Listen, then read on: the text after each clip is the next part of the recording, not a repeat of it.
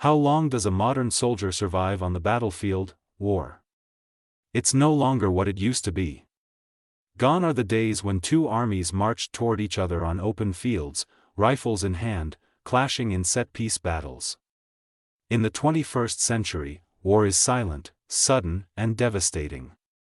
It's fought in the skies by drones, guided by satellites, and executed by machines that never sleep. And in the middle of all this, is still a human being. A soldier. But how long can a soldier survive in this kind of war? It's a question that many avoid, because the answer is deeply unsettling. In the most intense and high-tech war zones of today, like Ukraine, the average life expectancy of a frontline soldier can be measured in hours, sometimes even minutes. Yes, you heard that right. 4 hours.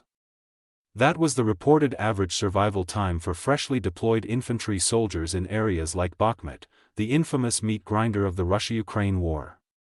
Some reports say new recruits didn't even make it past the first hour. One soldier described it like this: you're told to dig, and as you raise your head to do it, the shell already lands. But how did it come to this? Modern warfare has completely changed the balance between offense and defense. In the past, a soldier could rely on trenches, cover, camouflage, and even if artillery came, it was often blind, inaccurate, and scattered. Today, the battlefield is constantly watched from above by drones. Not one or two, but swarms. Some circle 24/7, detecting heat signatures, tracking movement, and sending coordinates to artillery systems in real time. The moment a soldier is seen, the clock starts ticking. If you're lucky, you have seconds.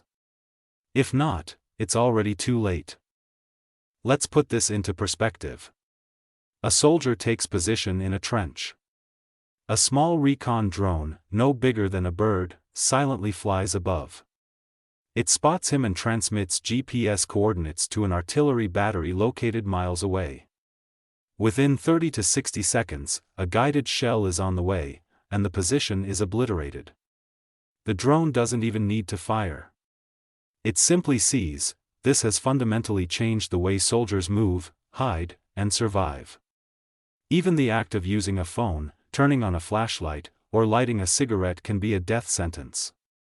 Every sound, every heat source, every signal, is tracked, and then there's the psychological toll. Soldiers no longer fear just what they see, they fear what they can't see. A buzzing sound in the sky? It could be a friendly drone, or it could be a kamikaze UAV seconds away from striking. This level of constant surveillance and sudden violence wears down even the most seasoned fighters. So, again, how long does a soldier survive? It depends. Some last only minutes. Some survive months, especially if they're in logistics, artillery support, command roles, or stationed away from the front lines. But for frontline infantry, especially new recruits in high-intensity zones, survival is about timing, luck, and technology, and this is where it gets even darker. In prolonged wars, when trained professional soldiers are exhausted, militaries often resort to conscription. Inexperienced, undertrained civilians are sent into active combat with minimal preparation. Many don't even know how to properly use their weapons. They're not given night vision, drones, or encrypted radios. Some are told to dig trenches, and end up buried in them hours later. In those conditions, training means everything. The difference between life and death might be knowing how to move without being seen, how to camouflage heat, how to avoid detection from aerial surveillance. Elite units know this. They adapt, they move in shadows, they rotate quickly, and they rarely stay in one place too long. They don't fight like heroes, they fight like ghosts. Some units carry small jammers to disrupt drones. Others have scouts that listen for the distant launch of enemy artillery, giving them precious seconds to evacuate. In this new era, information and speed save more lives than armor or firepower. What we're seeing today is the complete reversal of the old saying. Hold the line. In modern warfare, holding the line is often suicide. Mobility is survival. Information is protection.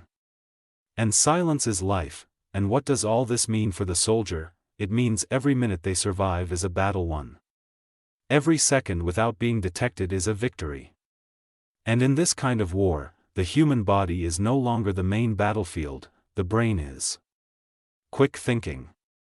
Constant awareness.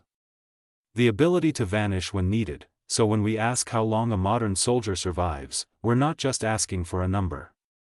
We're asking something deeper. Are we ready for a world where a human life is measured in hours, where machines dictate the pace of battle, and where the soldier is no longer the center of war, but the most vulnerable part of it?